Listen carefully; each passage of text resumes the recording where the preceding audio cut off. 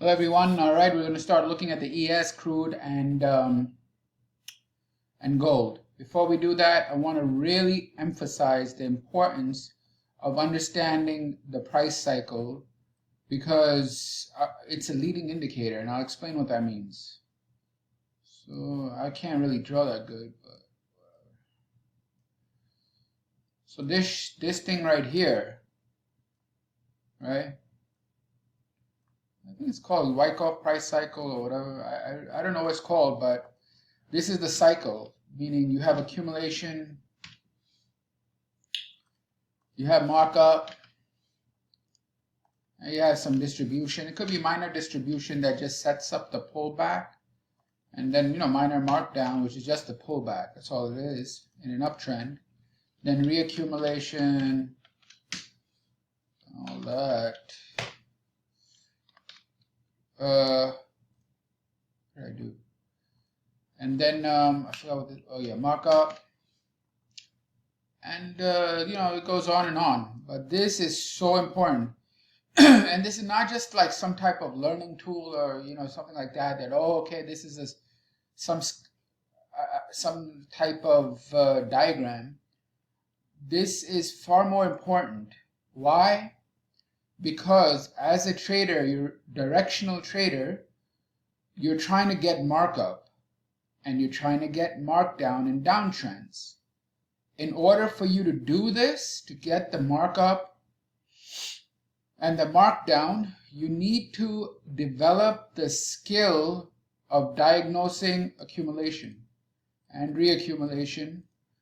And when it goes in a downtrend, you have to acquire the skill of distribution, of recognizing distribution, and just distribution, redistribution, whatever. The point is, you have to get that skill.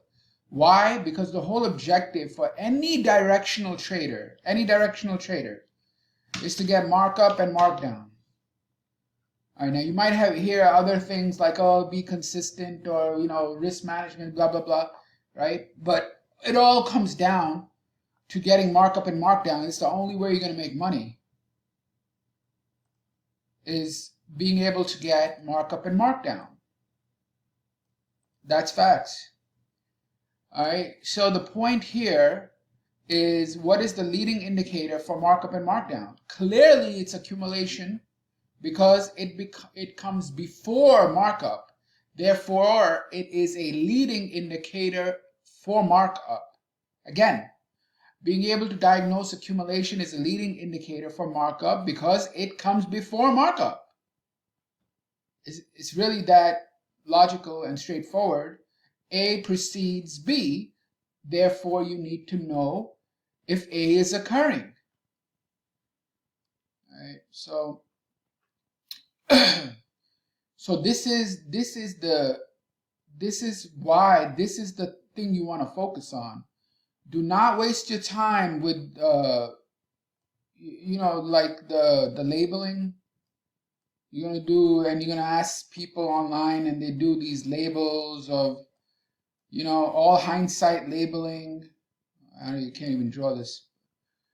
All that labeling is bullshit. All right, it is hindsight labeling. Yeah, the schematics are extremely important in that you need to be able to identify climaxes, automatic rallies, change of behavior. Automatic rally is the change of behavior, by the way, and that really is the sign of strength. You may have the breakout sign of strength later on, but it's really that. So that is important. I mean, being able to identify, because look, I'll tell you right now, the way the market, what am I doing here? File, new, don't save. The way the market ends is on extremes, which means that it ends on extreme strength or weakness. And what I mean by that is, when I say market, I mean trends. They have a tendency to end on strength or extreme strength or weakness, which is what? Well, you just know from a price perspective, price strength is basically you have overbought and oversold. What did I do? Price weakness is the shortening of the thrust.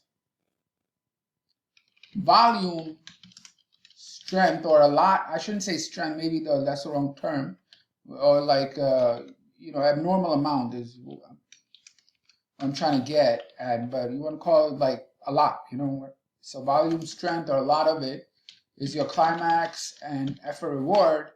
And volume weakness, this is accompanied typically by a shortening of thrust, is your lack of demand and lack of supply. And I can show you every day this happens. Every day. I know it happens because I built it, indicator for it, so I can detect it. I'll show you now,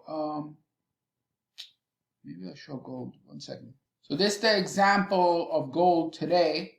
And I'm not saying this is mechanically identifiable all the time.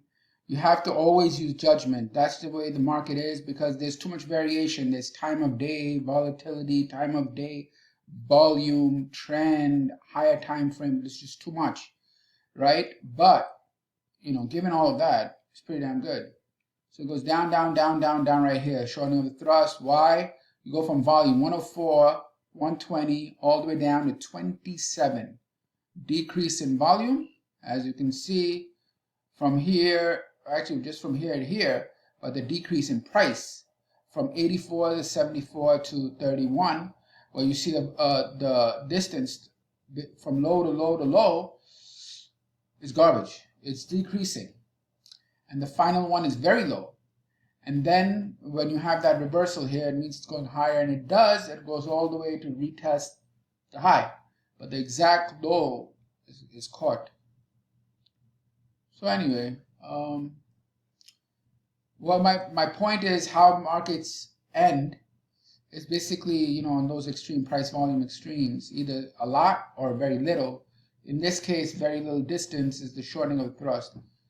So, but I want to go back to the original point, which is the importance of identifying accumulation and distribution, because the only leading indicator for markup and markdown is accumulation and distribution. Again, the only leading indicator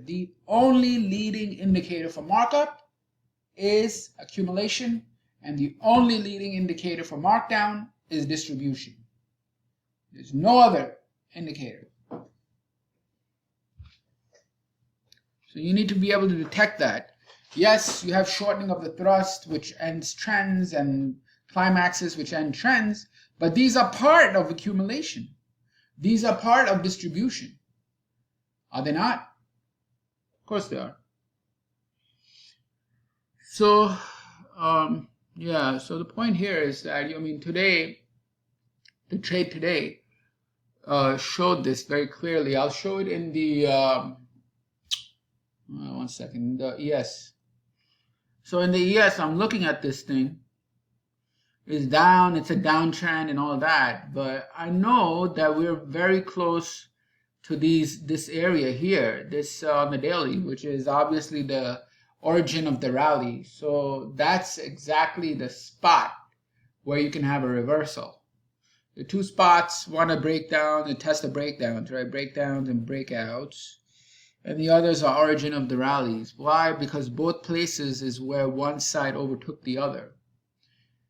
They overtook the other when they turned from down to up and created the rally, and also when it broke out above the high, creating the breakout. So what happened here? So, it's going down, down, Renko shows, tap, tap, tap, tap. And then over here, this thing, that's the accumulation print. 47 times 10,000 contracts traded in that block.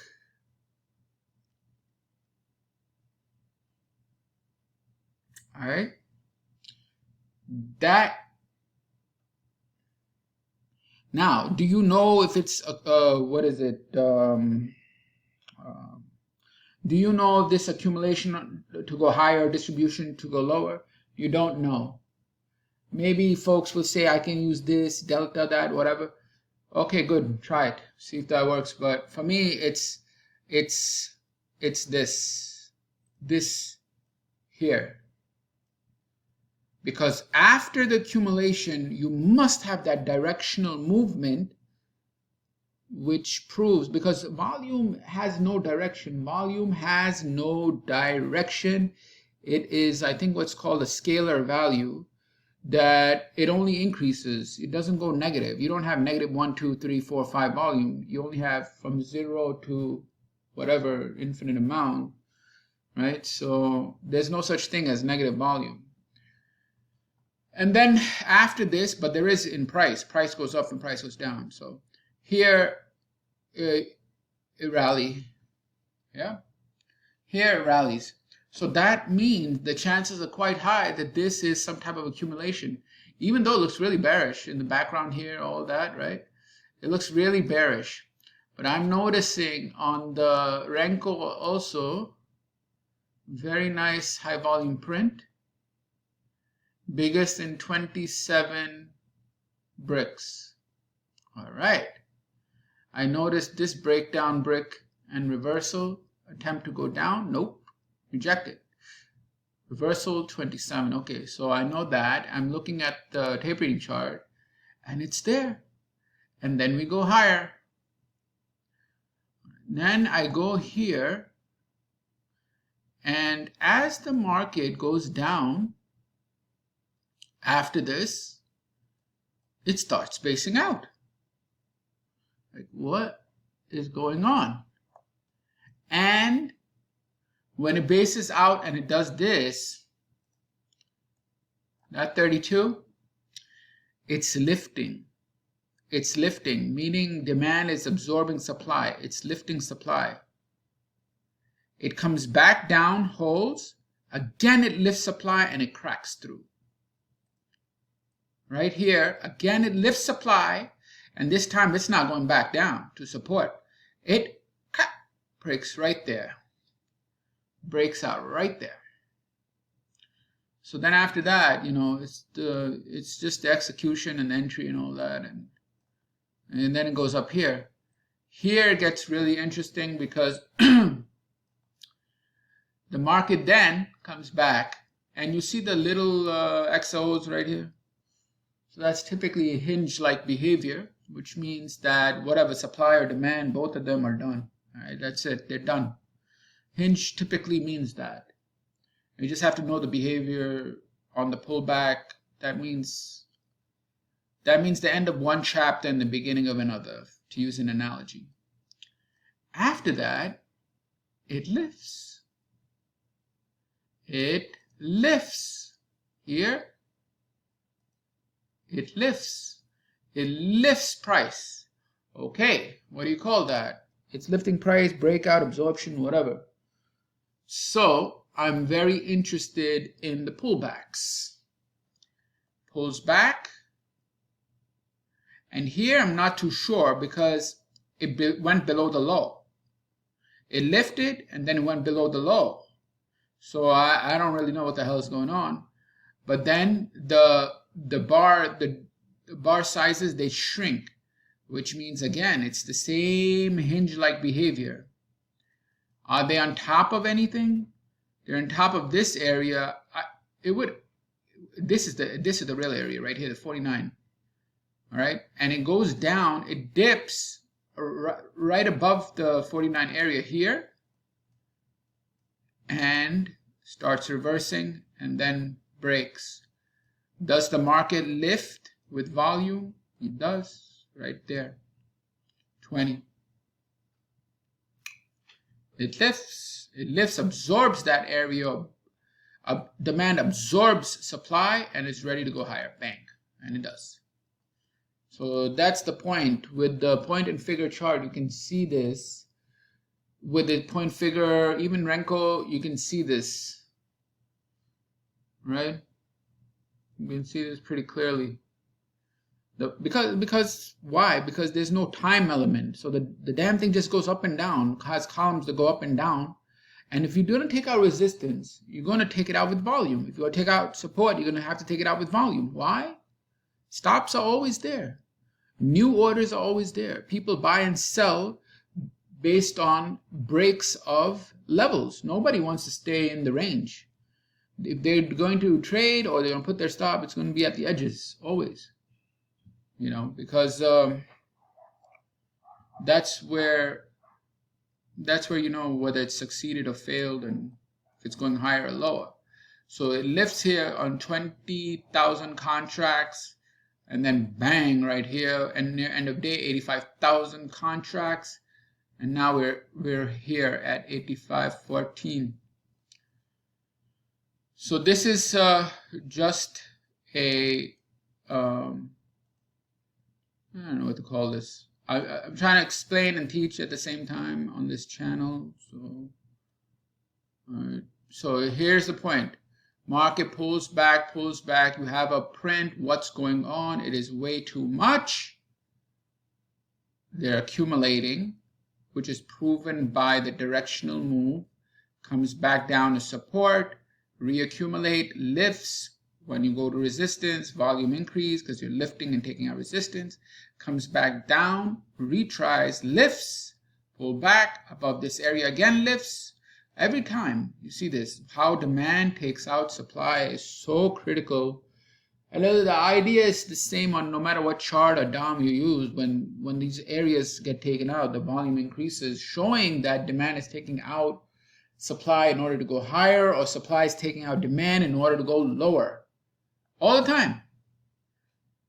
That's why they're actually continuation. It's classified as continuation moves, not reversals, because A is taking out B. So here it lifts, and then over here again it lifts. So as it lifts, we look to get pullbacks. There's no rocket science. It lifted, come back, pull back. It lifted, had this little opportunity here. Right?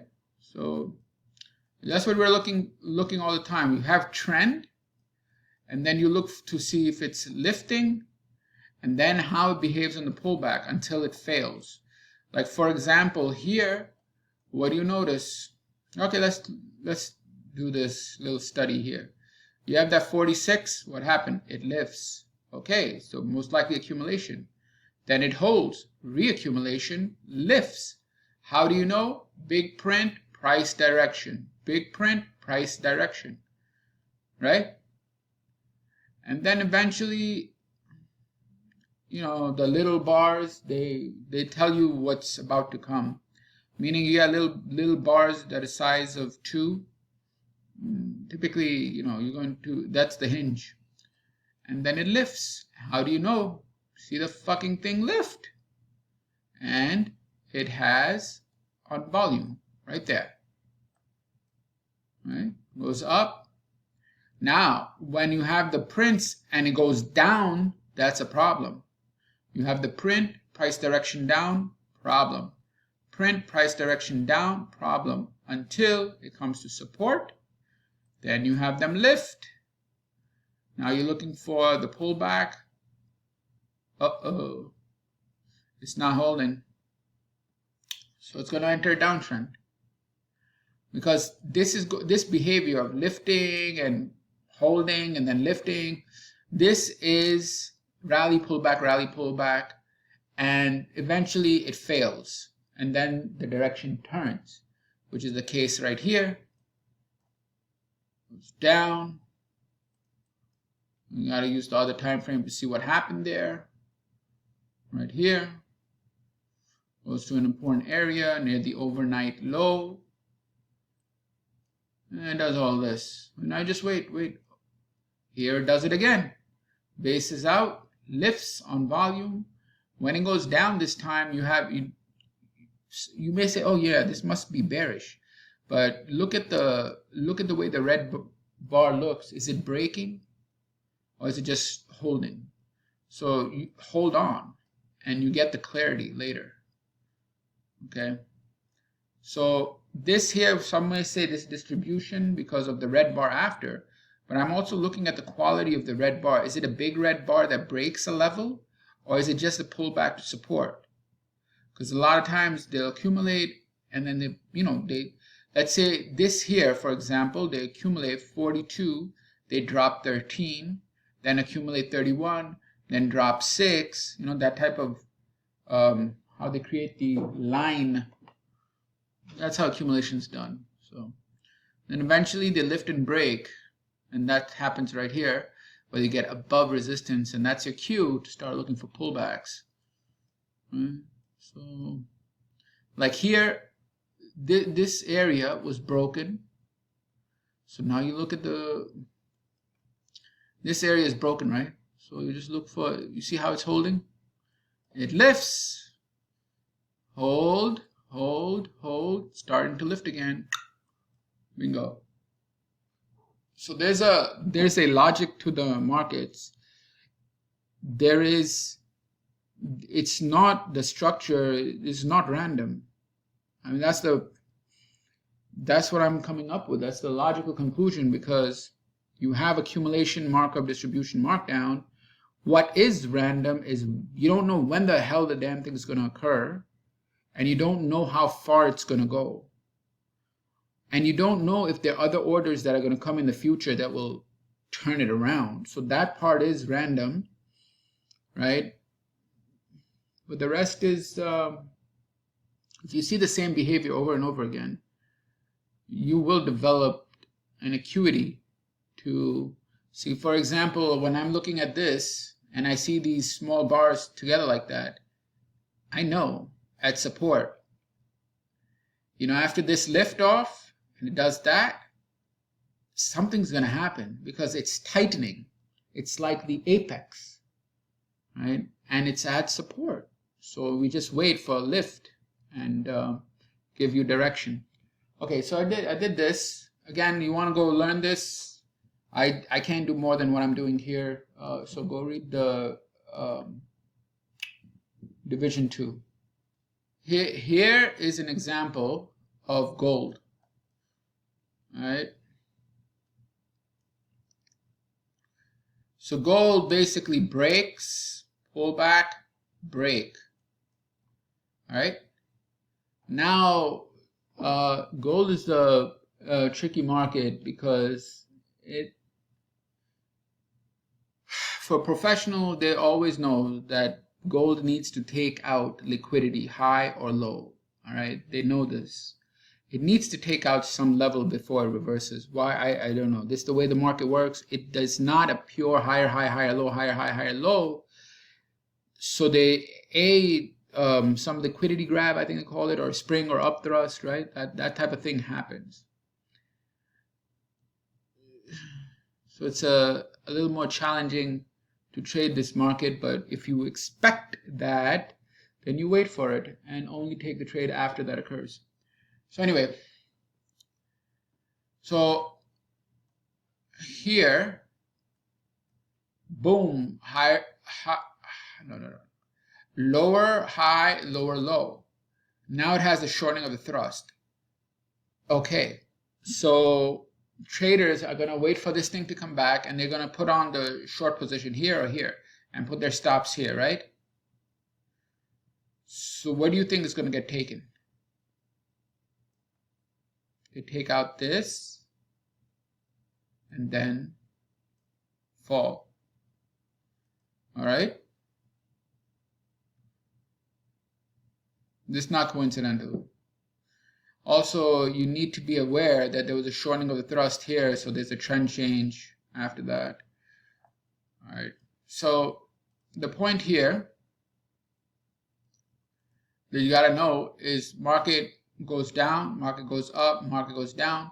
If you're going to look for a short, right? If you're going to look for a short, chances are very high that this thing is going to, first of all, up thrust or liquidity grab. Second thing, you must know where the level is, that did all the damage. So immediately you'll probably look at this area, but not this area, and that's the area that it's going to go to. because it goes all the way. For some reason, it goes all the way and then it breaks. All right. So as the market is going up and up and up, these bricks here are minor climaxes and distributive in nature against whoever caused this break. Again, these bricks, the white bricks, it's no coincidence that they're going against this area. And then finally it breaks down. So this is a more challenging type of trade. But you just gotta know this is that distribution up here. So the market will go, this market has deep pullback to that distribution while taking out this high slightly, creating the upthrust and then reversing. All right, that's all folks. Have a good night. Bye.